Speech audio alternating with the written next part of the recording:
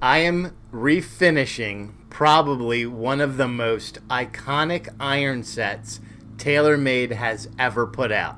And we just finished the first step. Be the right club today. Yes! What's going on, guys? G2 here with 3-Putt Bogey, and today was a pretty happy day for me. Not only are we getting ready to embark on our week-plus long Arizona golfing event marathon that's about to happen in a couple days, but today, right before I'm getting ready to leave, as if I couldn't be hyped up enough, I got back the iron heads from my favorite set that I have ever had, the TaylorMade 2011 Tour Preferred MB and MC irons. Now, if you know these, you know these. So I'm going to throw a couple pictures up for those who may not be aware, and I don't know what rock you've been under, but these still, to this day, are considered one of the best irons that TaylorMade has ever made, and there have been tons of YouTubers who have still put these to a test, and their performance is still equal, if not better, than a lot of the forged muscle back and muscle cavity irons that are out today. So if you're a subscriber, welcome back. If you're new to the channel, welcome to the community. Take a minute, peruse through some of this stuff we've done. There's a lot in there. There's a lot to digest, a lot to learn, a lot to laugh at as well. So if you see what you like, take a minute, hit the subscribe button. We have tons of more content coming. We have giveaways coming up on our road to 1,000. I think as of today, we're like 120 away. I know it sounds silly, like away from 1,000. These other guys have millions, but 1,000's big for us. You can't get to 1 million without starting to 1,000. So that's what we are doing. We're definitely going to need a comment on this video because the comments are going to determine how this whole thing kind of plays out into what they're going to look like. So that's it. Let's go to the bench and let me show you what we're doing. All right, so this is my old iron set here. These are the muscle cavity backs. And you can see this is what they looked like before. Super chrome around the side. We've got the nickel plating on the inside. On the front, again, chrome everywhere. And, you know, 2011. So we're talking about clubs that are like, what, 15 years old and still perform absolutely amazing. On top of that, each one of these clubs was independently set with a swing weight, and that swing weight just basically screws back into the port of the club head to give you the proper swing weight, and also the sweet spot for each club. I obviously marked which ones came out of which when I took them apart. On the muscle cavities, they have this carbon fiber insert, and that's really all it is. It's an insert. I took it out. It literally weighs like 0.3 grams, so 100% negligible, has no result on performance of the club. And this is where we were, right? So again, these clubs are 15 plus years old.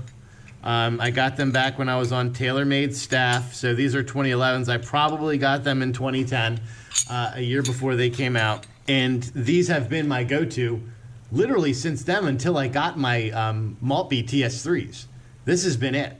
And they have been worn and used and, God, thousands of rounds through these. Now, the one thing that's great about forged clubs is what we're going to show you right now you can do with forged clubs. Most important reasons why forged clubs last is because you can keep refinishing and refinishing and refinishing without compromising the integrity of the internal forged metal.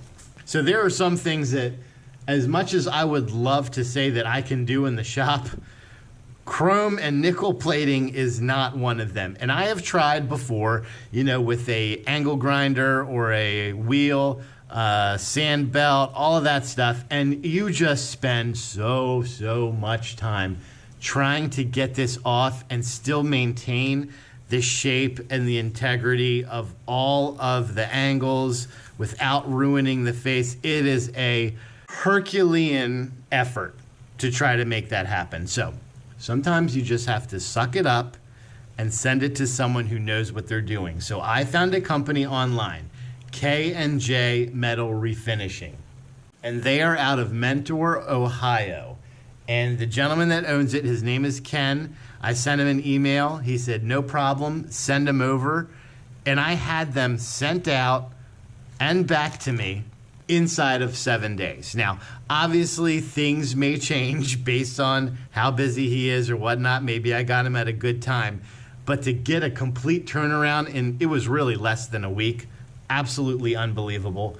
His communication was amazing, and the results, as you will see, kind of speak for themselves. Open these up. Here we go. So first off, you can see I'm wearing gloves because there's still a protective coating of oil on these. So he did it so they won't rust, because now these are raw. So when they're in this raw state like this, you've got options. You can send them out and have them plated, nickel, chrome again, which we are not going to do, copper, brushed copper maybe, not sure. I kind of really like the way those new Vokey wedges looks, and those King Cobras. You can heat treat these and basically end up with something like this, like we did on this old, probably 2010, 2009 rack TaylorMade wedge, right? Heat treat, little oil quench. You get those amazing colors. Or you can just leave them as they are, let nature take its course, and let them patina and rust over time, obviously with a nice little paint fill, and then you'll get this kind of natural finish on them. Either way, you can't go wrong, but I would absolutely love you guys to leave a comment below and tell me, kind of lean me one way or another. Argue your point, because I'm on the fence. I could go either of those three avenues right now, and I'm not sure, and I want to chew on it a little bit because I really want these guys to look great. But here we go. Let's take a look. This is, we'll look at the 6-iron first. So this is the muscle cavity back. You can see the finish is even, smooth around the entire piece. We didn't lose any depth in terms of the OEM etching. He actually put my my little nickname there, G2. I was G2 before Ping had G2, just in case there's any smart asses out there, or Gatorade. No loss of depth in any of the OEM etchings, which is pretty impressive. These look, I mean, they look absolutely great. So here's a look at, let's pull the 9-iron here. This is the muscle back, and you can see beautiful, consistent, even finish, no depth loss. Nice engraving on there that can all be paint filled. Now, one of the things that he didn't ask me to do, and he did on his own, or maybe this is just kind of part of the process, is he refinished the faces of these. Now, look at these, and I mean, we're calling thousands of rounds on these. I'm just gonna say it's been thousands. 15 years.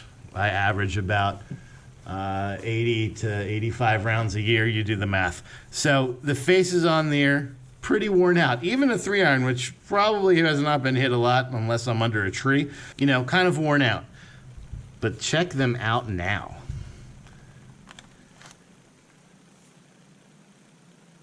They have a almost etched to them. So there's, I mean, the spin off these are going to be absolutely insane. The grooves have been remilled. There is no way in sweet hell that those grooves were that nice at the end on both sides. No chance.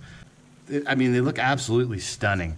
I actually did have, I don't even know which club it was on. I think the pitching wedge. Where is it? Here. This is when I was first tried to start stamping, and I was like, hey, yeah, it'll be genius. Let's stamp, you know, G2 on here. And he took it out. And you can't even see where that stamping was. Fantastic job. So I just wanted to give credit where credit is due. And if you are looking to do something like this, for maybe you have some wedges that you want to refinish, maybe you have a set of irons that you really like that, you know, just aren't to their best, and you just kind of want to start playing around with different colors, different paint fills, different ferrules, etc. Check out K&J Metal Refinishing out of Mentor, Ohio. I'm going to leave all their stuff in the description, website, address, all of that stuff for you to reach out to them. I'm extremely excited as to where we're going to go with this. I have a couple pieces here, just kind of, I was playing around with them. So I've got these ferrules left over, and then if we add in our weight with that, I think we're on our way to something. So again, leave your comment below. What should we do? Where should we go with this? Keep them the way they are, have them replated, or do the old heat treat on them. I'd love to hear what you guys have to say. So if you're in the market, check the description for Ken's information. And until next time, make sure that you swing as hard as you can, just in case you hit the ball. G2 out.